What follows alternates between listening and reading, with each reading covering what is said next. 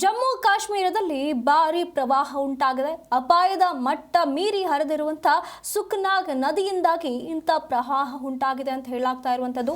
ನದಿ ಪ್ರವಾಹದಲ್ಲಿ ಕಟ್ಟಡಗಳು ಕೊಚ್ಚಿ ಹೋಗಿವೆ.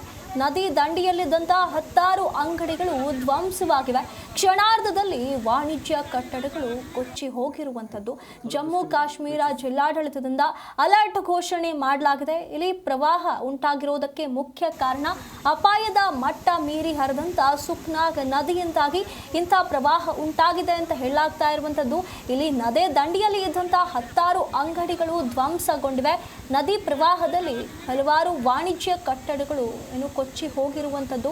ಈ ಒಂದು ಜಮ್ಮು ಕಾಶ್ಮೀರದ ಭಾಗದಲ್ಲಿ ಆತಂಕ ಮನೆ ಮಾಡಿರುವಂಥದ್ದು. ಇಲ್ಲಿ ಮಳೆ ಆಗಿರುವಂತಹ ಪರಿಣಾಮ ಅದು ಅಗತ್ಯಕ್ಕಿಂತ ಹೆಚ್ಚಾಗಿ ಸುರಿದಿರುವಂತಹ ಮಳೆಯಿಂದಾಗಿ ಈ ರೀತಿಯಾಗಿ ನದಿ ತುಂಬಿ ಹರಿದಿರುವಂತಹ ಪರಿಣಾಮವಾಗಿ ಇಂತಹ ಸಮಸ್ಯೆಗಳು ಉಂಟಾಗಿರುವಂಥದ್ದು. ಈಗ ಸದ್ಯ ಕಾರ್ಯಾಚರಣೆ ಮುಂದುವರೆದಿರುವಂಥದ್ದು. ಅವಶೇಷಗಳ ಅಡಿ ಯಾರಾದರೂ ಸಿಲುಕಿದ್ದಾರಾ ಅನ್ನುವಂಥ ಪ್ರಶ್ನೆಗಳು ಉದ್ಭವವಾಗಿವೆ. थोड़ा डिस्ट्रीब्यूट